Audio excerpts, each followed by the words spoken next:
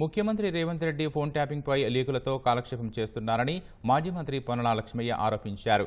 కేసుకు లీకులిస్తున్న పోలీసు అధికారులను బదిలీ చేయాలని కేంద్ర ఎన్నికల సంఘానికి భారాస నేత పొన్నాల లేఖ రాశారు. ప్రతిపక్షాలను దెబ్బతీసేందుకు సీఎం అధికారాన్ని దుర్వినియోగం చేస్తున్నారని మండిపడ్డారు. కేసీఆర్, కేటీఆర్పై నిరాధార ఆరోపణలు చేస్తున్నారని, ముఖ్యమంత్రి రేవంత్ రెడ్డి ఒక సామాజిక వర్గాన్ని ప్రత్యేకంగా టార్గెట్ చేసుకున్నారని పొన్నాల ఆక్షేపించారు. సీఎం కాగానే దురుద్దేశంతో తనకు ఇష్టం లేని అధికారులపై రేవంత్ వేధింపులు మొదలుపెట్టారని, ఫోన్ ట్యాపింగ్ విచారణను రేవంత్ రెడ్డి తన వ్యాఖ్యల ద్వారా ప్రభావితం చేస్తున్నారన్నారు. రాజనారాయణ కేసులో సుప్రీంకోర్టు గతంలో ఇచ్చిన తీర్పునకు అనుగుణంగా ఈ కేసులో జోక్యం చేసుకోవాలని కేంద్ర ఎన్నికల సంఘాన్ని కోరినట్లు వివరించారు. తను పదవిలోకి వచ్చిన తర్వాత కొత్త వాళ్ళని తీసుకొచ్చి వాళ్ళతోటే నడిపిస్తున్నాడే అంటే నీ ఉద్దేశం చాలా క్లియర్గా కనపడతా ఉన్నది.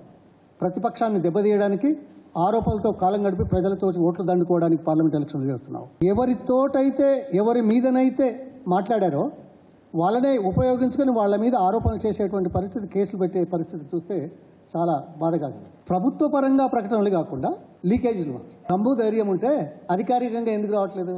అధికారికంగా ఎలక్షన్ ప్రకటించకముందు ఎందుకు రాలేదు? ఇప్పుడు చేస్తున్నాం అంటే దాన్ని వ్యతిరేకిస్తున్నట్టుగా లీకులతోటి కాలక్షేపం చేస్తున్నాడు తప్ప మరొకటి లేదు.